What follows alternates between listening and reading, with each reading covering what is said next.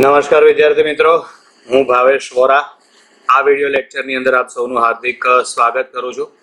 આપણે chapter number 6 માં આ વિડિયો લેક્ચરની અંદર દાખલાનો અભ્યાસ કરવાનો છે, જેમાં ચેપ્ટર નંબર 6 ના દાખલામાં સ્વાધ્યાયનો પહેલો દાખલો એની રકમ તમારી સામે છે 6.1. એમાં છે કોઈ પદાર્થ પર થતા રકમ વાંચું છું, કાર્યનું ચિહ્ન સમજવું અગત્યનું છે. એટલે કાર્યનું ચિહ્ન સમજવું અગત્યનું એટલે કે કાર્ય ધન મળશે કે ઋણ.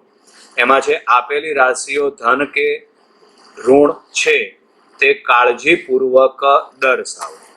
બરાબર, એટલે આપણે કાર્ય માટે સૂત્ર તો કયું લાગુ પાડવું પડશે? W બરાબર FD cos θ. બરાબર, નોર્મલી આપણે અહીં આગળ સાઈડમાંથી લખવાની શરૂઆત કરીએ. બરાબર, તો એમાં આપણે અહીં આગળ કાર્ય W નું હું સૂત્ર લખી નાખું છું. W બરાબર સૂત્ર કયું આવશે? FD cos θ. બરાબર છે, આ સૂત્ર આપણે લાગુ પાડવું પડશે. ચલો, એમાં પહેલો ભાગ છે. બરાબર, પહેલો ભાગ એમાં દોરડા સાથે બાંધેલી ડોલ કૂવામાંથી બહાર કાઢતા માણસ વડે થયેલું કાર્ય. તો આ વખતે કાર્ય માટે સૂત્ર તો આવશે W બરાબર FD cos θ. તો આમાં યાદ રાખવાનું, માણસ જે બાજુ બળ લગાડે છે, એટલે જે બાજુ ડોલને ખેંચે છે તે જ દિશામાં એનું સ્થાનાંતર થાય છે. બરાબર, એટલે આ વખતે લખવાનું બળ અને સ્થાનાંતર. બળ અને સ્થાનાંતર બંને એક જ દિશામાં હોય છે. બળ અને સ્થાનાંતર બંને એક જ દિશામાં હોય છે. બરાબર, જેથી θ બરાબર 0 આવશે. θ બરાબર 0 આવે એટલે W બરાબર શું આવશે?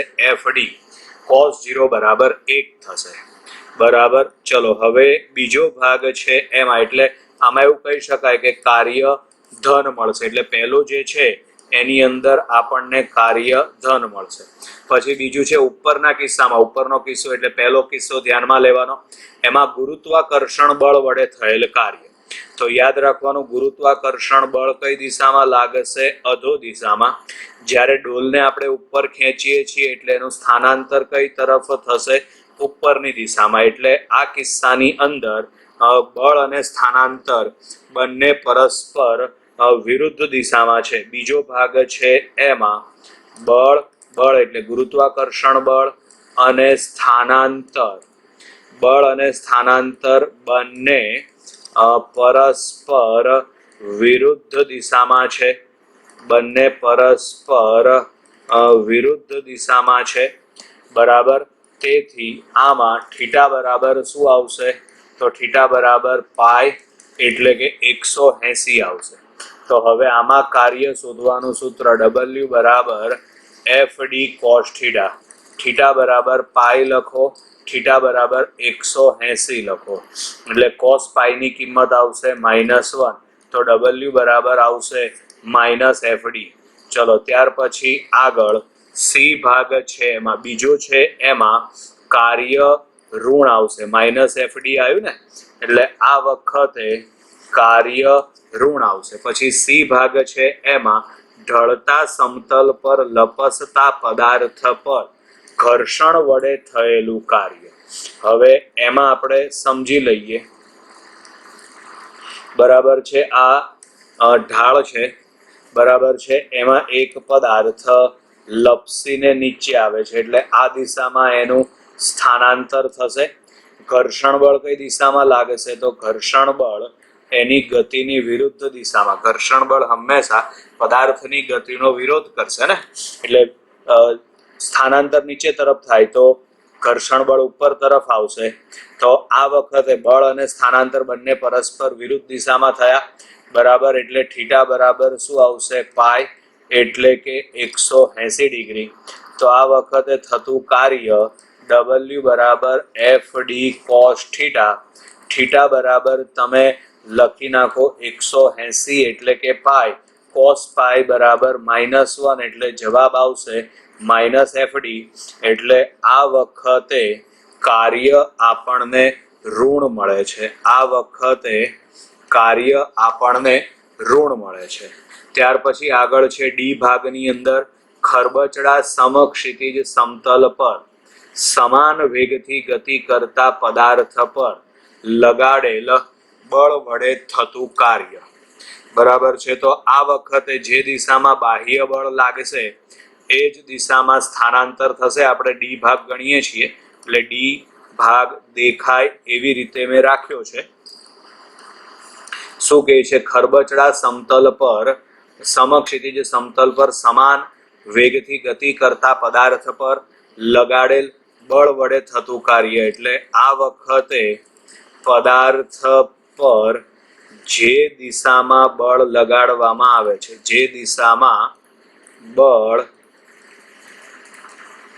લગાડવામાં આવે છે, જે દિશામાં બળ લગાડવામાં આવે છે તે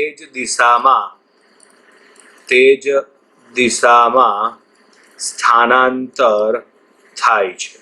બરાબર. એટલે આ વખતે થીટા બરાબર શું આવશે? 0. થીટા બરાબર 0 આવે એટલે W બરાબર તમે લખો FD cos થીટા.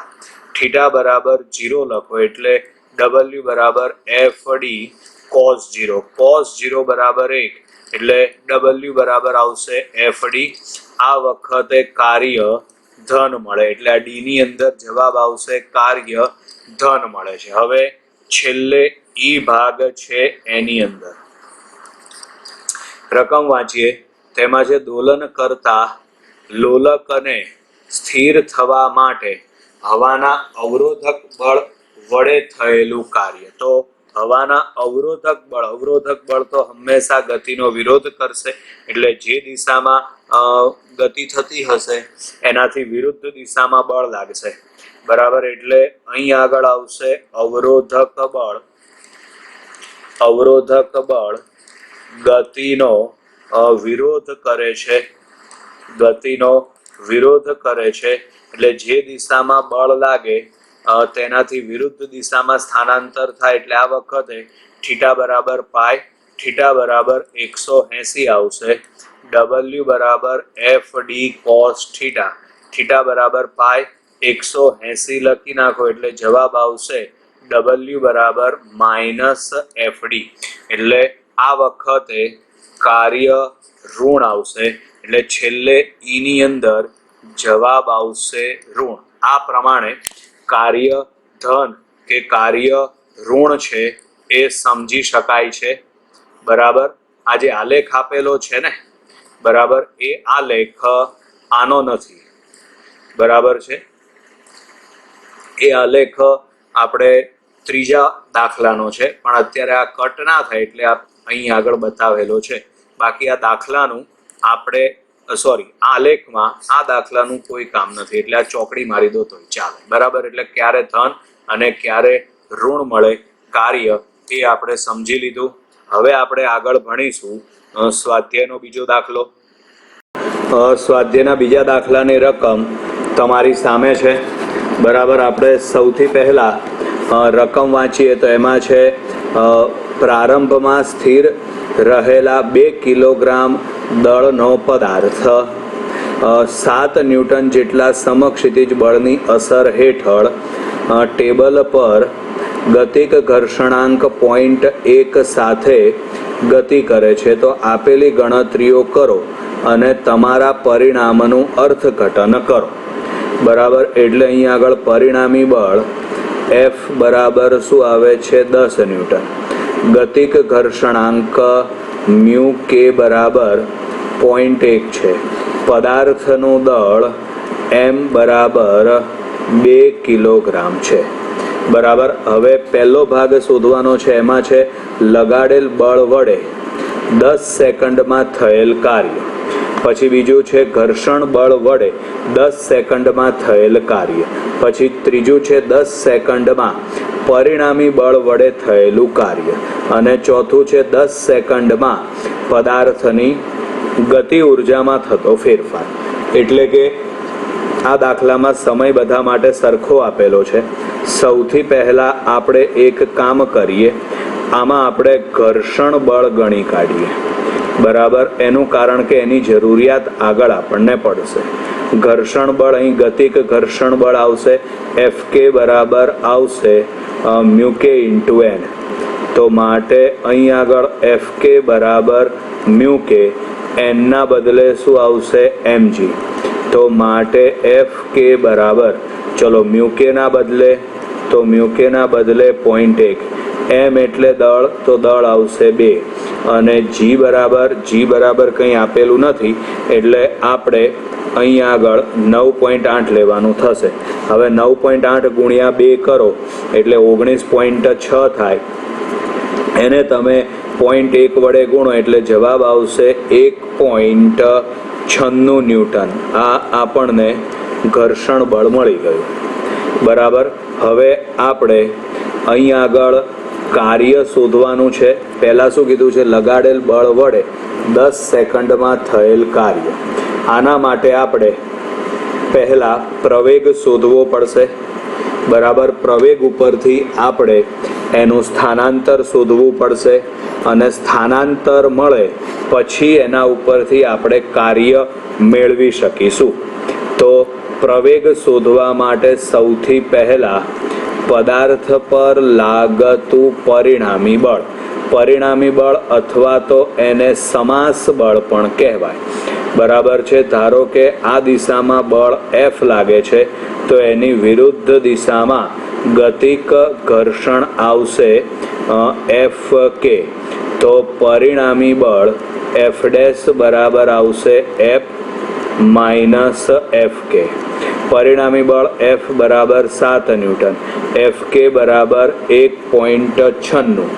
તો માટે અહીં આગળ પરિણામી બળ એફ ડેશ બરાબર 1 માંથી 1.96 બાદ કરો એટલે જવાબ આવે 5.04 ન્યૂટન, બરાબર. આ પરિણામી બળ આપણને એફ ડેશ મળી ગયું. ચલો હવે કપાતું અંતર પ્રવેગ શોધી કાઢીએ, બરાબર. આ બળના કારણે ઉદ્ભવતો પ્રવેગ, તો પ્રવેગ એ બરાબર આવશે એફ ડેશ અપોન એમ. તો પ્રવેગ એ બરાબર એફ ડેશ ના બદલે 5.04, એમ એટલે દળ છે 2 કિલોગ્રામ. તો પ્રવેગ એ બરાબર 5.04 ના અડધા કરી નાખો એટલે 2.52 મીટર પ્રતિ સેકન્ડ સ્ક્વેર. પ્રવેગ એ બરાબર 2.52 મીટર પ્રતિ સેકન્ડ સ્ક્વેર. ચલો આ પ્રવેગ મળી ગયો આપણને.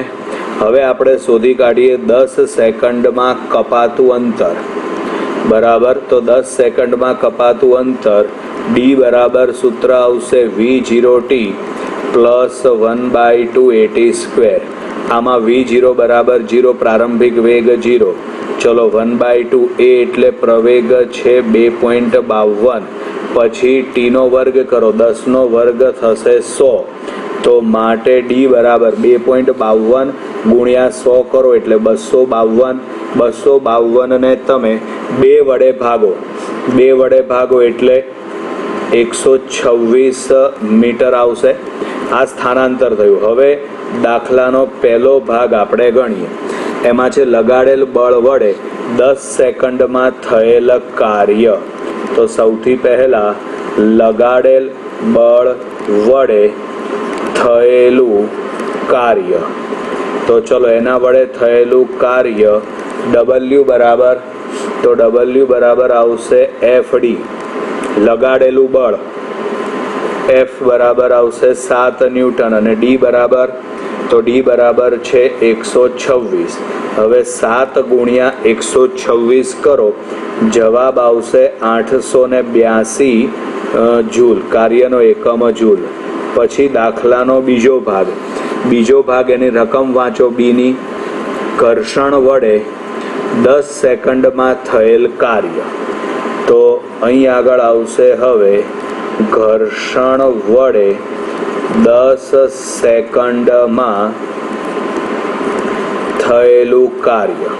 તો એમાં થયેલું કાર્ય W બરાબર અહીં આગળ આપણે ઘર્ષણ બળ એફ કે ધ્યાનમાં લેવું પડશે, બરાબર. એફ કે ઇન્ટુ ડી થશે, બરાબર. ચલો તો હવે અહીં આગળ એફ કે ઘર્ષણ બળ, તો અહીં આગળ જો કિંમત આપેલી છે 1.96 અને સ્થાનાંતર ડી બરાબર, તો ડી બરાબર 126 બરાબર. આને આપણે ઘર્ષણ બળ એટલે ડબલ્યુ કે કહી દઈએ બરાબર છે. તો ડબલ્યુ કેની કિંમત આવશે બરાબર 247, પણ આ છે ને માઇનસમાં આવશે.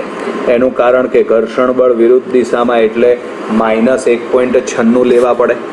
ચલો હવે દાખલાનો સી ભાગ છે, એમાં 10 સેકન્ડમાં પરિણામી બળ વડે પદાર્થ પર થયેલું કાર્ય. તો અહીં આગળ આપણે સૌથી પહેલાં પરિણામી બળ વડે થયેલું કાર્ય શોધી કાઢીએ. તો બંને કાર્યનો સરવાળો કરવાનો થાય. પરિણામી બળ વડે થયેલું કાર્ય, જેને આપણે ડબલ્યુ ડબલ ડેશ કહી દઈએ અથવા તો ડબલ્યુ ડેશ કહી દઈએ. તો ડબલ્યુ ડેશ બરાબર આવશે ડબલ્યુ પ્લસ આવશે ડબલ્યુ કે બરાબર. ડબલ્યુની કિંમત આ રીતે આપણે બોક્સ કર્યો, સમીકરણ 1માંથી મળી જશે. ડબલ્યુ કેની કિંમત સમીકરણ 2માંથી મળી જશે બરાબર. તો આમાં ડબલ્યુની કિંમત આપણે કેટલી લખીશું? 882. ડબલ્યુ કેની કિંમત આપણે કેટલી લખીશું? 247. બંનેની બાદબાકી કરો, જવાબ આવશે 635 બરાબર. હવે આપણે દાખલાનો ચોથો ભાગ ગણીએ. 10 સેકન્ડમાં પદાર્થની ગતિ ઉર્જામાં થતો ફેરફાર. 10 સેકન્ડમાં પદાર્થની ગતિ ઉર્જામાં થતો ફેરફાર.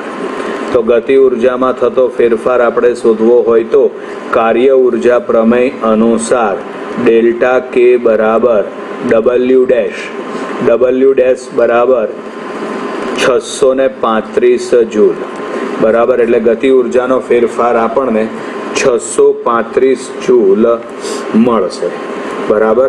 એટલે આમ અહીં આગળ આપણે છઠ્ઠા ચેપ્ટરમાં સ્વાધ્યાયનો બીજો દાખલો પૂરો થયો. સ્વાધ્યાયના ત્રીજા દાખલાની રકમ તમારી સામે છે બરાબર, જેમાં છે આકૃતિ 6.11માં એક પરિમાણમાં સ્થિતિ ઉર્જા વિધેયના કેટલાક ઉદાહરણ આપ્યા છે. કણની કુલ ઉર્જાનું મૂલ્ય વાય અક્ષ પર ચોકડીની નિશાની વડે દર્શાવેલું છે. એટલે જે 4 આલેખ આપેલા છે એમાં ચારેય આલેખ ઉપર વાય અક્ષ ઉપર ચોકડીની નિશાની જોઈ લો બધા. વાય અક્ષ ઉપર ચોકડીની નિશાની જોઈ લો, અને જ્યાં ચોકડીની નિશાની આપેલી છે ચારેય આલેખમાં ત્યાં બાજુમાં ઈ લખેલું છે. ઈ એટલે કુલ ઉર્જા થશે બરાબર. હવે આગળ છે દરેક કિસ્સામાં એવા વિસ્તાર દર્શાવો, જો હોય તો, ના હોય તો પરાણે નહીં બતાવવાના, કે જેમાં આપેલ ઉર્જા માટે કણ અસ્તિત્વ ધરાવતો ન હોય. આ ઉપરાંત દરેક કિસ્સામાં કણની કુલ લઘુત્તમ ઉર્જા કેટલી હોવી જોઈએ તે દર્શાવો બરાબર છે. ભૌતિક શાસ્ત્રની દ્રષ્ટિએ આવા કેટલાક ઉદાહરણ વિચારો બરાબર. ચલો, એટલે હવે આમાં સૌથી પહેલાં તો આપણને ખબર છે કે કુલ ઉર્જા એટલે કે યાંત્રિક ઉર્જા. તો યાંત્રિક ઉર્જા ઈ બરાબર આવશે ગતિ ઉર્જા પ્લસ આવશે સ્થિતિ ઉર્જા બરાબર. આપણે અહીં સ્થિતિ ઉર્જાને વી વડે દર્શાવીએ છીએ તો આપણે વી લખીએ બરાબર. હવે આમાં આપણે ગતિ ઉર્જા કે ને સૂત્રનો કરતા બનાવીએ તો કે બરાબર શું આવે? તો કે બરાબર આવશે ઈ માઇનસ વી બરાબર. અને એક બીજી વસ્તુ ધ્યાનમાં રાખજો, જ્યાં કે શું દર્શાવે છે તો આમાં કે છે ને એ ગતિ ઉર્જા દર્શાવે છે, અને ગતિ ઉર્જા હંમેશા ધન જ હશે. ગતિ ઉર્જા ક્યારેય પણ આપણને ઋણ મળે નહીં. અને જો ગતિ ઉર્જા ધન હોય તો એનો મતલબ એમ થાય કે આ જે બાદબાકી આપણે કરી છે એ બાદબાકીની અંદર કુલ ઉર્જાનું મૂલ્ય છે ને એ સ્થિતિ ઉર્જા કરતાં વધારે હોવું જોઈએ. જો આ શરતનું પાલન થતું હોય તો કણ અસ્તિત્વ ધરાવે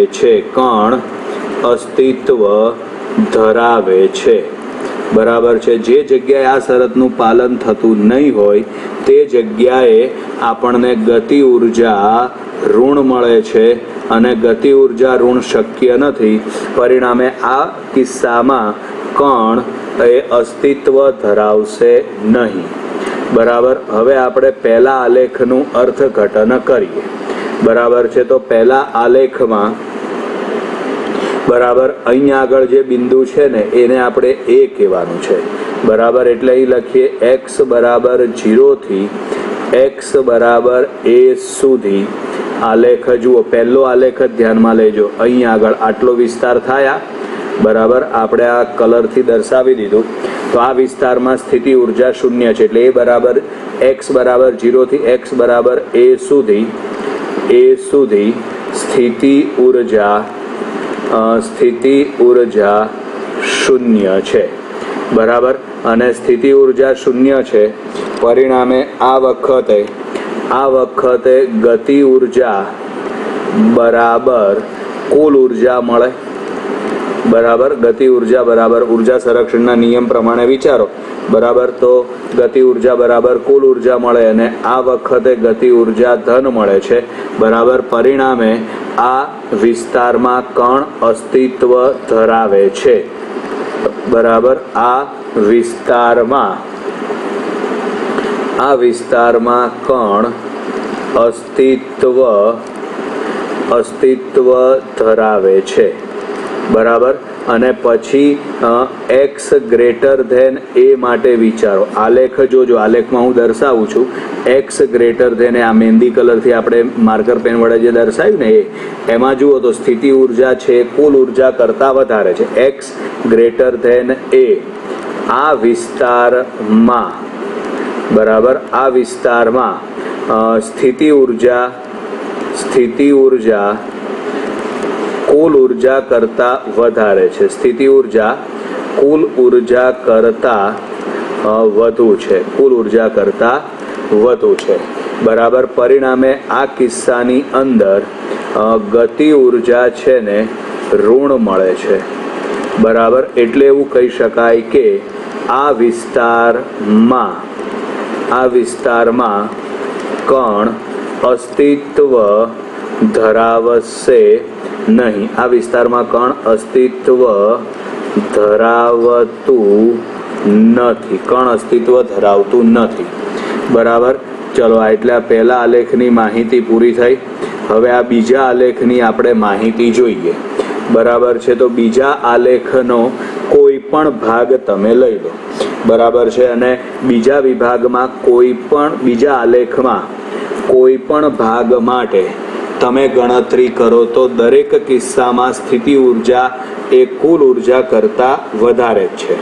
અને સ્થિતિ ઉર્જા કુલ ઉર્જા કરતાં વધારે હોવાના કારણે આમાં કણ અસ્તિત્વ ધરાવશે નહીં. બરાબર છે. એટલે અહીં આગળ આવશે હવે આલેખ બી કહી દઈએ અથવા તો અહીં આગળ લખીએ બીજા આલેખના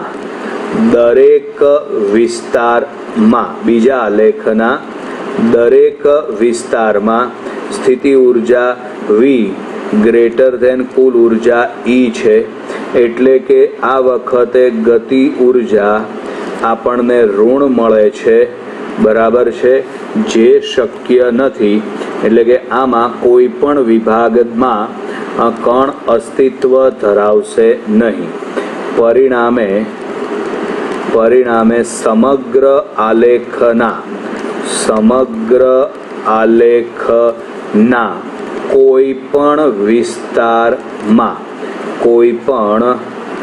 વિસ્તારમાં કણ અસ્તિત્વ ધરાવતું નથી. અસ્તિત્વ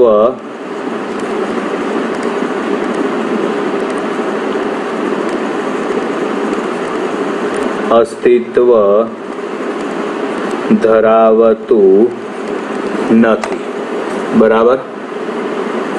ચલો હવે ત્યાર પછી આગળ ત્રીજો આલેખ આવશે. બરાબર. આ ત્રીજા આલેખની અંદર છે એ પ્રમાણે વિચારો તો અહીં આગળ પહેલો ભાગ છે 0 થી a સુધી બરાબર છે, એટલે 0 થી a બરાબર આ વિભાગમાં શું વધારે છે, તો આ વિભાગમાં સ્થિતિ ઉર્જા V ગ્રેટર ધેન કુલ ઉર્જા E છે બરાબર, એટલે આ વખતે કે ઋણ મળે છે બરાબર, જે શક્ય નથી, એટલે કે આ વિસ્તારમાં કણ મળશે નહીં. પછી A થી B માં બરાબર આલેખનો બીજો ભાગ છે A થી B, એટલે અહીં આગળ આવશે હવે A થી B બરાબર આ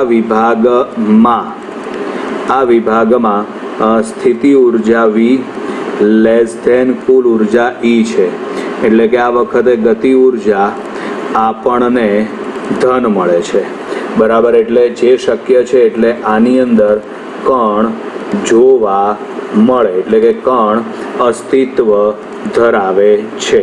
હવે ત્રીજો વિભાગ આપણે જોઈએ. ત્રીજો વિભાગ એટલે કે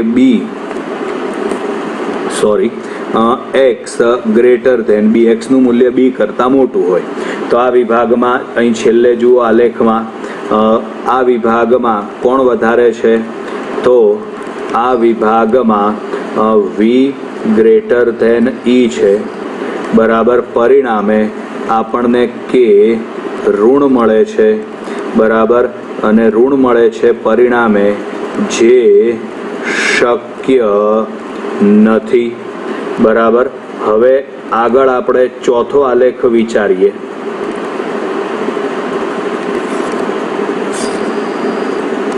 બરાબર, તો ચોથો આલેખ વિચારો, એમાં કઈ જગ્યાએ કયા વિસ્તારમાં આલેખ શક્ય નથી એ જોવાનું હોય તો ધ્યાનથી જુઓ તમે. -a થી -b -a/2 થી -a/2 થી -b/2 આ વિસ્તાર, અને +a/2 થી +b/2 આ વિસ્તારમાં સ્થિતિ ઉર્જા V ગ્રેટર ધેન કુલ ઉર્જા E છે, જેથી ગતિ ઉર્જા આપણને ઋણ મળે છે બરાબર. એટલે કહી શકાય કે આ વિસ્તારમાં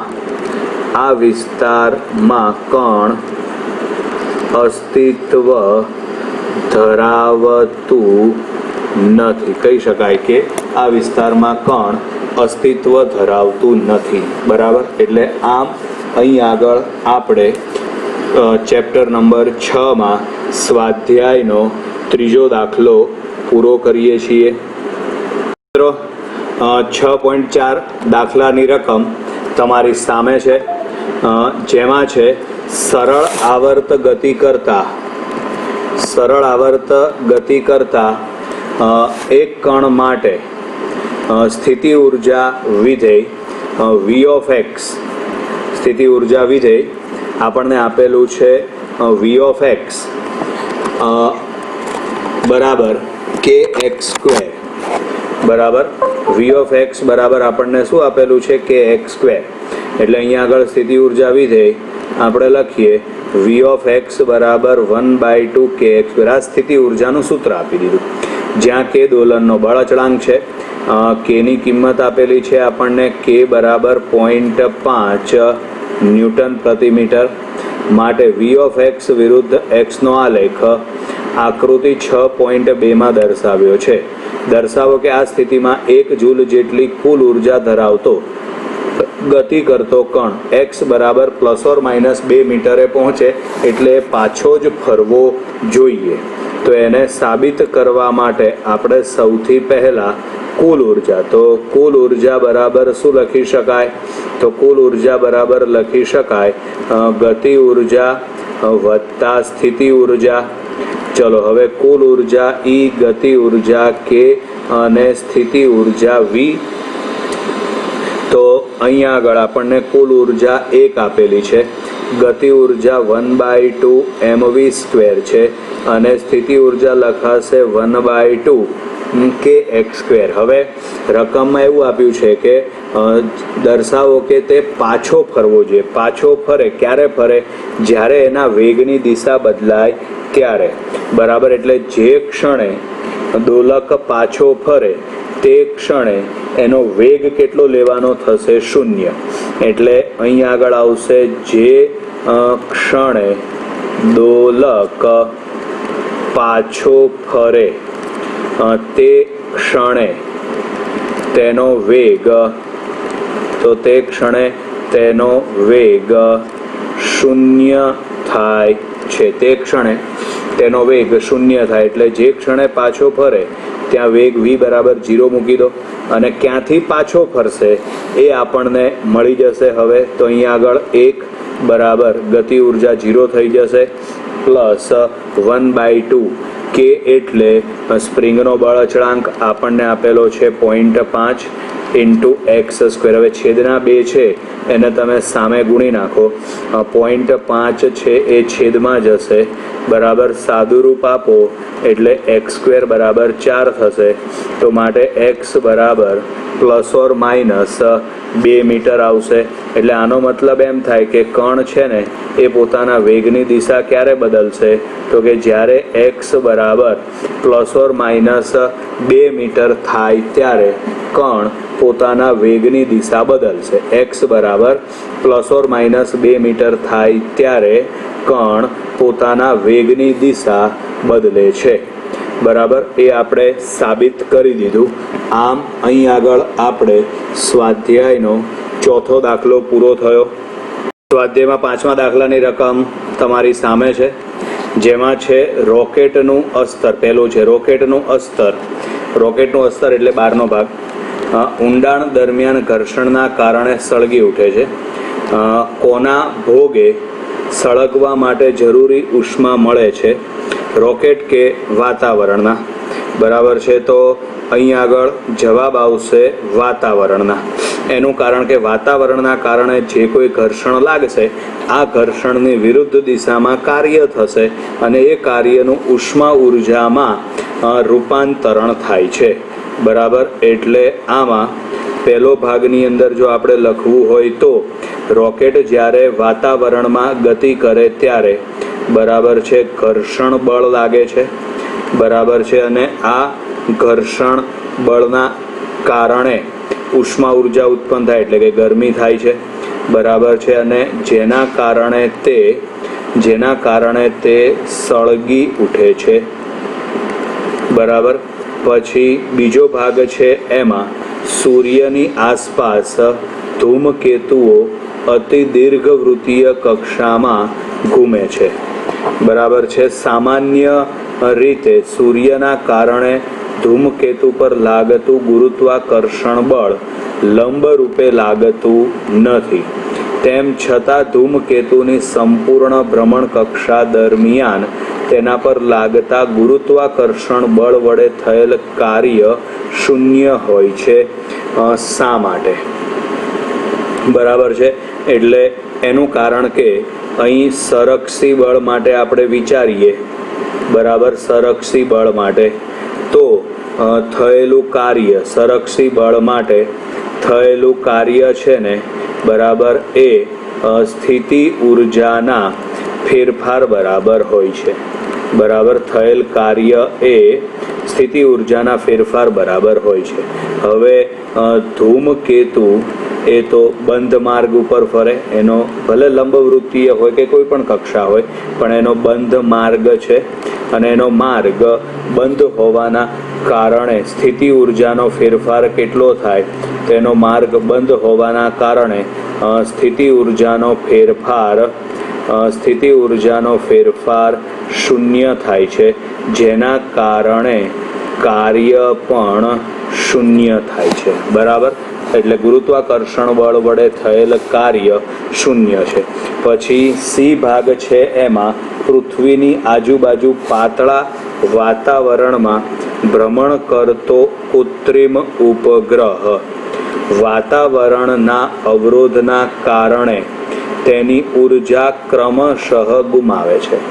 વાત સાચી છે, કારણ કે વાતાવરણ અવરોધે જેના કારણે એની ગતિ ઉર્જા ઘટે. ભલે તે સૂક્ષ્મ પ્રમાણમાં હોય તેમ છતાં તે જેમ પૃથ્વીની નજીક અને નજીક આવતો જાય તેમ તેની ઝડપ શા માટે ક્રમશઃ વધતી જાય છે? બરાબર, તો એનું કારણ છે કે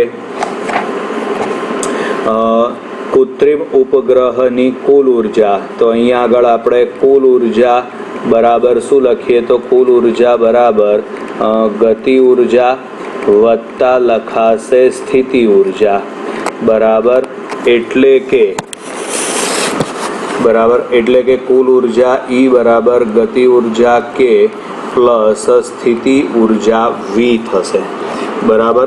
હવે આમાં એક વસ્તુ ધ્યાનમાં રાખવાની, કુલ ઉર્જા તો અચળ જળવાઈ રહે, એમાં તો કોઈ ફેરફાર નહીં થાય, બરાબર. ઉપગ્રહ જેમ જેમ પૃથ્વીની નજીક આવતો જાય તેમ તેમ પૃથ્વીથી તેનું અંતર ઘટતું જાય, જેના કારણે સ્થિતિ ઉર્જા ઘટે, જેના કારણે ગતિ ઉર્જા વધે, અને ગતિ ઉર્જા વધવાના કારણે પદાર્થની ઝડપ અથવા તો ઉપગ્રહની ઝડપ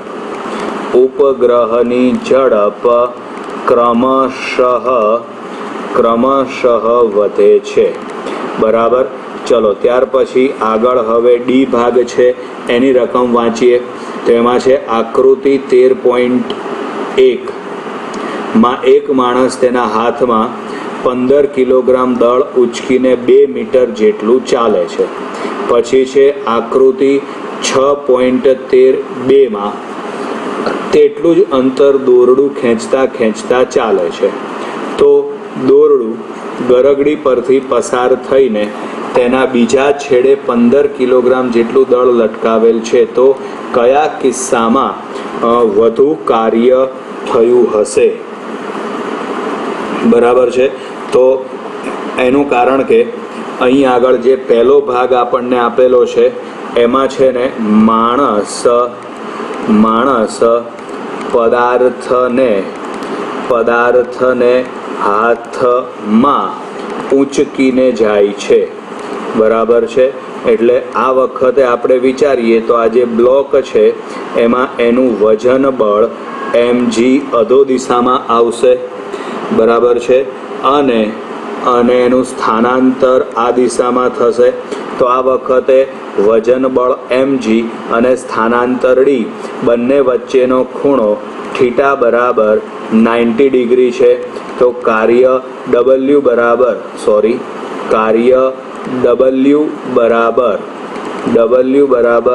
FD cos થીટા બરાબર 90 લખો એટલે કાર્ય 0 આવશે. એટલે એનો મતલબ કે પહેલા ભાગમાં કાર્ય 0 છે. હવે બીજા ભાગમાં કાર્ય શોધવા માટે જે દિશામાં બળ લાગે છે, બરાબર છે, એ જ દિશામાં પદાર્થનું સ્થાનાંતર થાય છે, બરાબર. તો આ વખતે કાર્ય W બરાબર આવશે FD cos થીટા. એનો બીજો ભાગ છે એની આપણે ગણતરી કરીએ છીએ, બરાબર. તો અહીંયા આગળ F ના બદલે શું લખાશે? mg, બરાબર, અને આ d આવશે cos થીટા બરાબર શું આવશે? 0. cos 0 બરાબર 1 થશે, બરાબર. m એટલે દળ રકમમાં આપેલું છે 15 કિલોગ્રામ.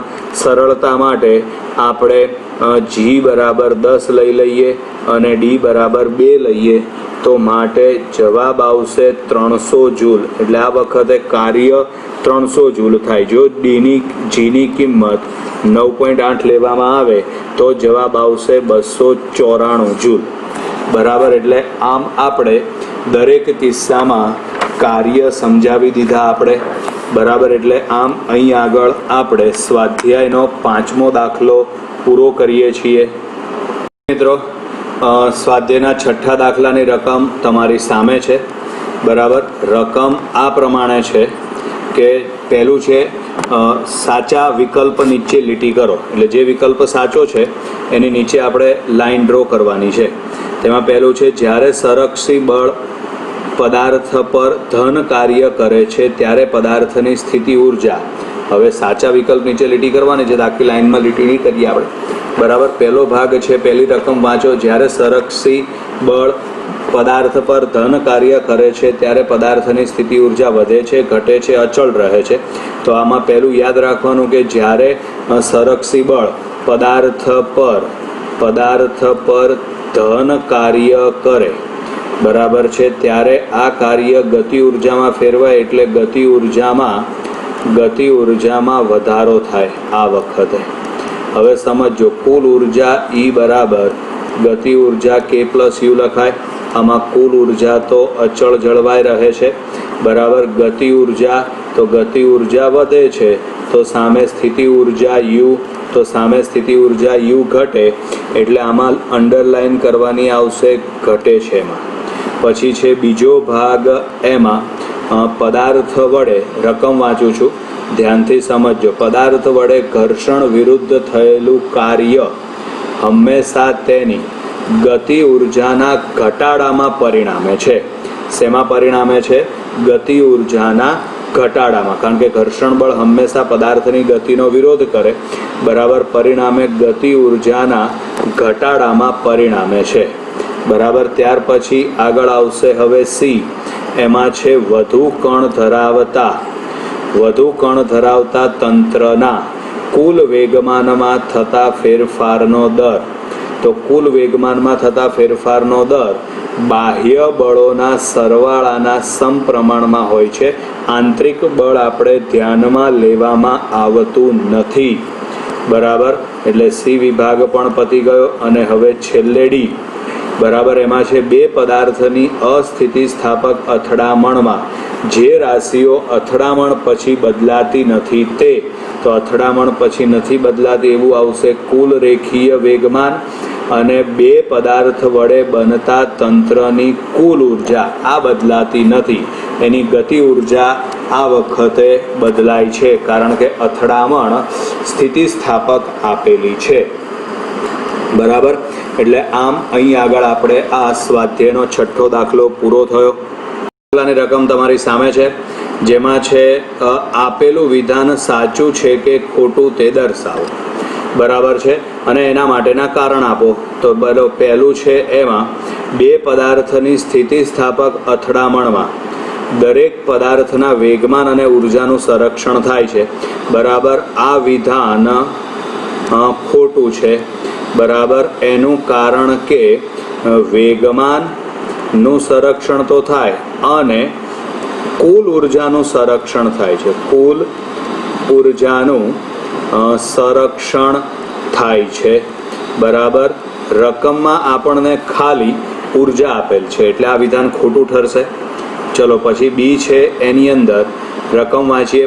પદાર્થ પર લાગતા કોઈ પણ પ્રકારના આંતરિક કે બાહ્ય બળની હાજરીમાં પણ તંત્રની કુલ આંતરિક ઉર્જાનું સંરક્ષણ થાય છે, બરાબર છે. આ વિધાન પણ ખોટું છે, બરાબર છે. એનું કારણ કે આંતરિક અથવા તો બાહ્ય બળ લાગે ત્યારે આપણે નોર્મલી બાહ્ય બળ વિચારીએ તો બાહ્ય બળ લાગે ત્યારે આંતરિક ઉર્જામાં વધારો કે ઘટાડો થાય છે.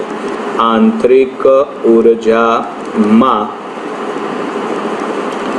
વધારો કે ઘટાડો થાય છે, બરાબર. ત્યાર પછી આગળ આવશે C. એમાં છે પદાર્થની બંધ માર્ગ પરની ગતિ દરમિયાન કુદરતમાંના દરેક પ્રકારના બળ માટે થયેલ કાર્ય શૂન્ય હોય છે, બરાબર છે. આ વિધાન ખોટું છે. બંધ માર્ગ પરની ગતિ દરમિયાન થયેલ કાર્ય શૂન્ય ક્યારે આવે? તો યાદ રાખવાનું, માત્ર સંરક્ષી બળના કિસ્સામાં, સંરક્ષી બળના કિસ્સામાં થયેલ કાર્ય સંરક્ષી બળના કિસ્સામાં બંધ માર્ગ પર થયેલ કાર્ય, બંધ માર્ગ લખી નાખીએ આપણે, કિસ્સામાં બંધ માર્ગ પર થયેલ કાર્ય શૂન્ય મળે છે, બરાબર. ત્યાર પછી આગળ આવશે D. એમાં છે અસ્થિતિસ્થાપક અથડામણમાં તંત્રની અંતિમ ગતિ ઉર્જા હંમેશા પ્રારંભિક ગતિ ઉર્જા કરતાં ઓછી હોય છે, બરાબર. તો એમાં આવશે આ વિધાન સાચું છે, બરાબર. એનું કારણ કે અસ્થિતિસ્થાપક અથડામણ દરમિયાન અથડામણ દરમિયાન પ્રારંભમાં જે ગતિ ઉર્જા હશે તેનું ઉષ્મા ઉર્જામાં રૂપાંતરણ થાય છે. બરાબર છે. એટલે અસ્થિતિસ્થાપક અથડામણ દરમિયાન થોડીક, બધી નહીં, થોડીક ગતિ ઉર્જાનું રૂપાંતરણ સ્થિતિ ઉર્જામાં થાય છે. થોડીક ગતિ ઉર્જાનું રૂપાંતરણ એ સ્થિતિ ઉર્જામાં થાય છે. બરાબર. જેના કારણે અંતિમ ગતિ ઉર્જા ઓછી મળે છે. જેના કારણે આપણને અંતિમ ગતિ ઉર્જા ઓછી મળે. એટલે વિધાન ડી સાચું. એટલે ABCD 4 વિધાન આપેલા છે, એમાંથી માત્ર ડી વિધાન સાચું છે, બાકીના 3 વિધાન ખોટા છે. બરાબર. એટલે અહીં આગળ આપણે આ સ્વાધ્યાયનો 7મો દાખલો પૂરો થયો. 8મા દાખલાની રકમ તમારી સામે છે, જેમાં છે 2 બિલિયર્ડ બોલની સ્થિતિસ્થાપક અથડામણ દરમિયાન અથડામણના ટૂંકા સમયગાળા દરમિયાન, એટલે જ્યારે તે અથડામણ અનુભવે, એકબીજાના સંપર્કમાં હોય એ દરમિયાનની પરિસ્થિતિ આપણે વિચારી લઈએ. આ સમયગાળો બહુ ઓછો હશે, પણ બંને ગોળા એકબીજા સાથે સંપર્કમાં આવે છે એ વાત તો સાચી જ છે. બરાબર. તો શું બોલની ગતિ ઉર્જાનું સંરક્ષણ થાય આ ટૂંકા સમયગાળા દરમિયાન? બરાબર. તો એની અંદર જવાબ આવશે ના. બરાબર. એનું કારણ કે આ વખતે આ ટૂંકા સમયગાળા દરમિયાન ગતિ ઉર્જાનું રૂપાંતરણ સ્થિતિ ઉર્જામાં થાય છે. ગતિ ઉર્જાનું રૂપાંતરણ સ્થિતિ ઉર્જામાં થાય છે. પછી બી ભાગ છે, એમાં શું 2 બોલની સ્થિતિસ્થાપક અથડામણ દરમિયાનના ટૂંકા સમયગાળામાં રેખીય વેગમાનનું સંરક્ષણ થાય છે? બરાબર. તો એની અંદર જવાબ આવશે હા. બરાબર. વેગમાન સંરક્ષણના નિયમનું પાલન થશે. એટલે કે અહીં આગળ રેખીય વેગમાનનું સંરક્ષણ થાય છે. પછી સી ભાગ આવશે, એમાં અસ્થિતિસ્થાપક અથડામણ માટે એ અને બીના જવાબ શું હશે? તો યાદ રાખવાનું, અસ્થિતિસ્થાપક અથડામણ માટે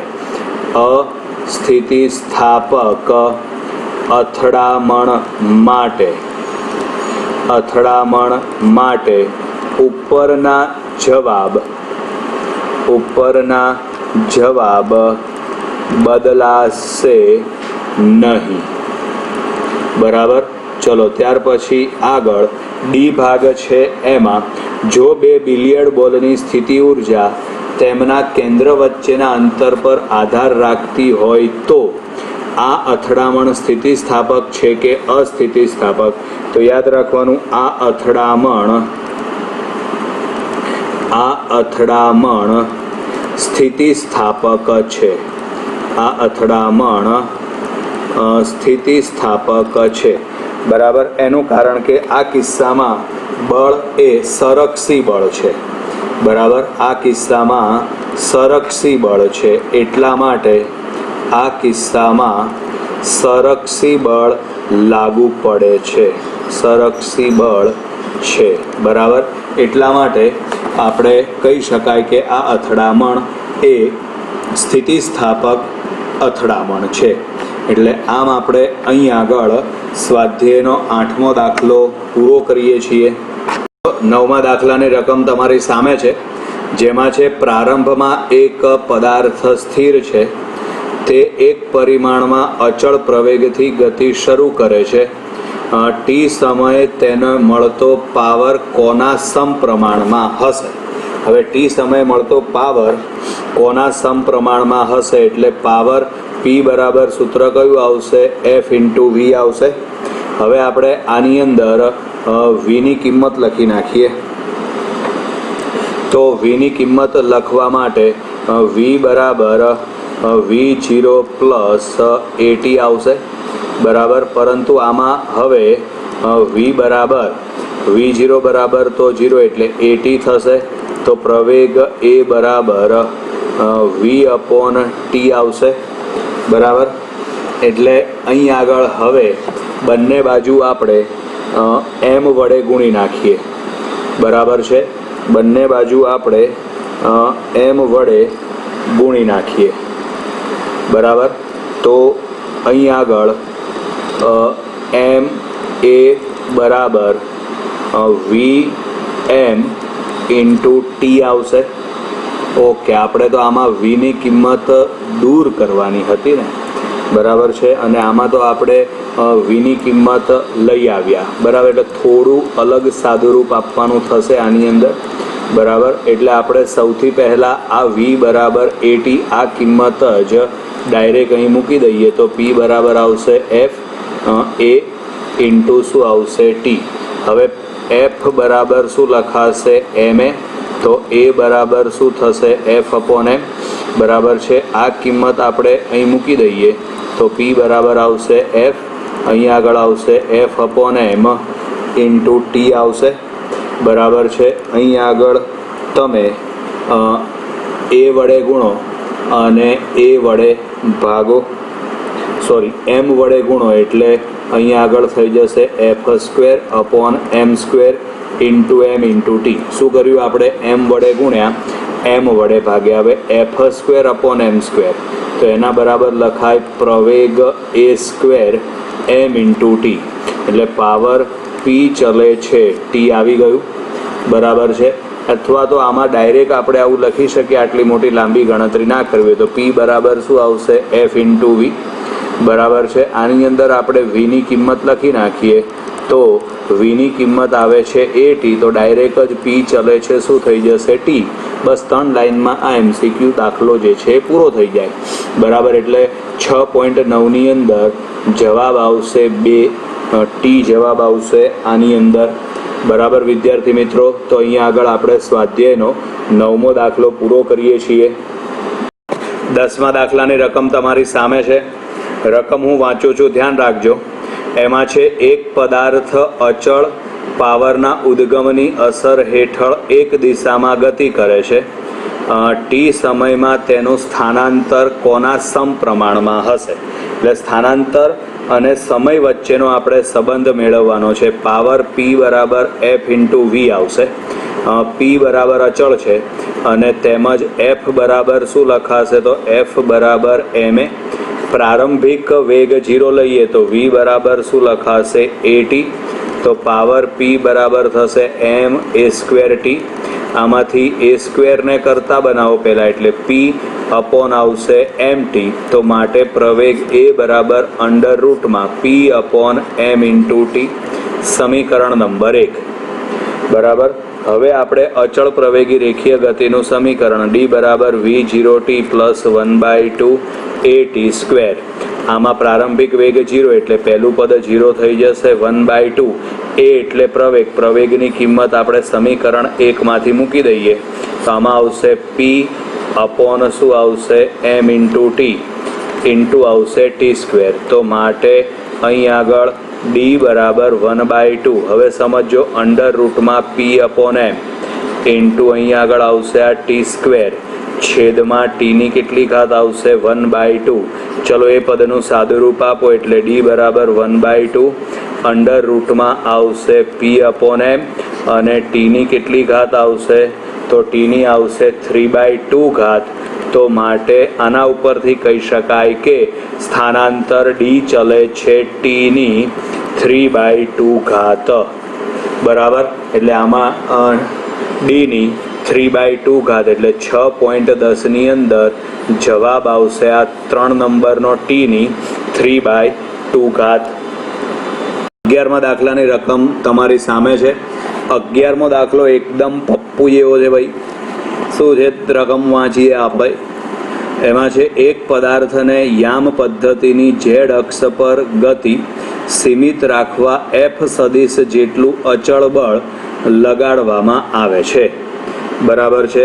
એટલે અહીં આગળ સૌથી પહેલા બળ એફ સદિશ આપણે લખી નાખીએ માઇનસ આઈ કેપ પ્લસ 2 જે કેપ પ્લસ 3 કે કેપ, બરાબર. I cap j cap k cap અનુક્રમે તંત્રના એક્સ વાય અને ઝેડ અક્ષ પરના એકમ સદિશ છે.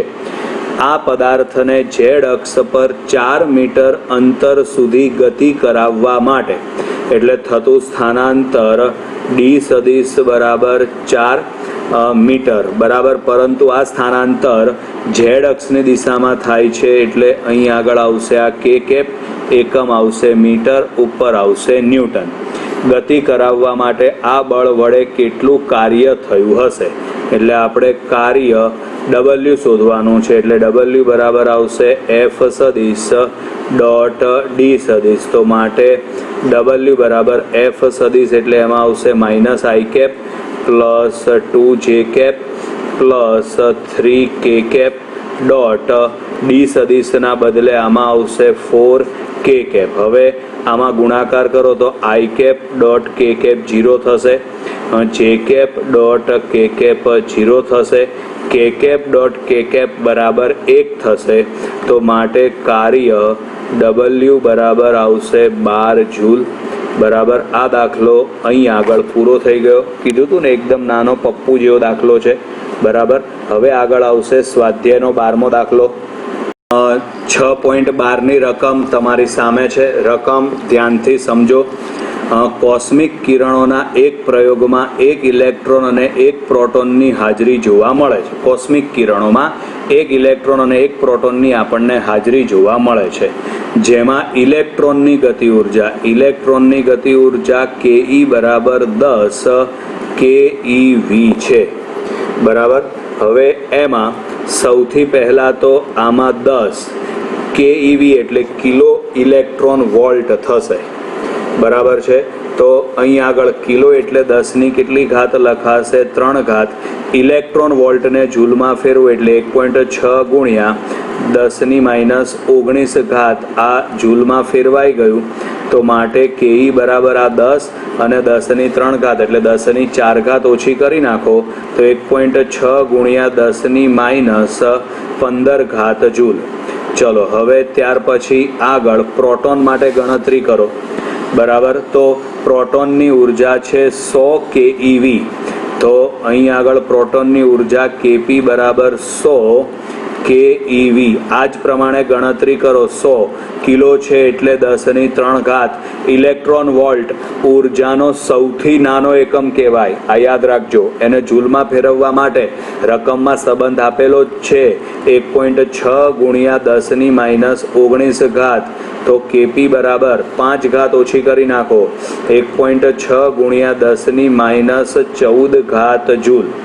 હવે આગળ છે તો શું મેળવવાનું કીધું છે? બંનેની ઝડપનો ગુણોત્તર મેળવો. બંનેની ઝડપનો ગુણોત્તર એટલે આપણને પહેલા ઇલેક્ટ્રોન શબ્દ આપ્યો છે એટલે ઇલેક્ટ્રોનની ઝડપ ઉપર હોવી જોઈએ અને પ્રોટોનની ઝડપ નીચે હોવી જોઈએ. આ આપણે શોધવાનું છે.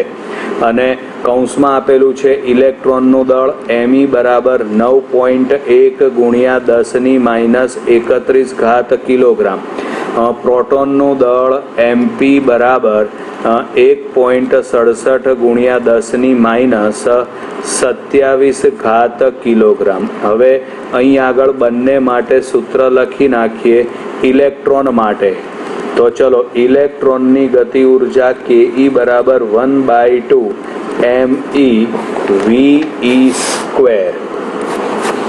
પછી પ્રોટોન માટે બરાબર. તો પ્રોટોન માટે kp બરાબર 1/2 mp/v². હવે આપણે બંનેનો ગુણોત્તર લઈ લઈએ તો ke અપોન kp બરાબર 1/2 તો ઉડી જશે એટલે અહીંયા આગળ આવશે me/v² છેદમાં આવશે mp/v².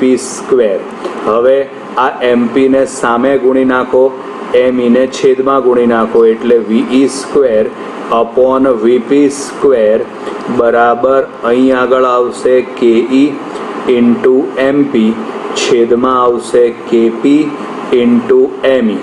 હવે બંને બાજુ તમે વર્ગમૂળ લઈ લો અને વર્ગમૂળ લઈ લીધા પછી એની કિંમત મૂકી દો. તો માટે ve અપોન vp બરાબર અંડર રૂટમાં આવશે ke ઇન્ટુ mp અપોન આવશે kp ઇન્ટુ me. ચલો હવે આની કિંમત મૂકી દો વર્ગમૂળમાં. મોટી કિંમતો છે મૂકી દો.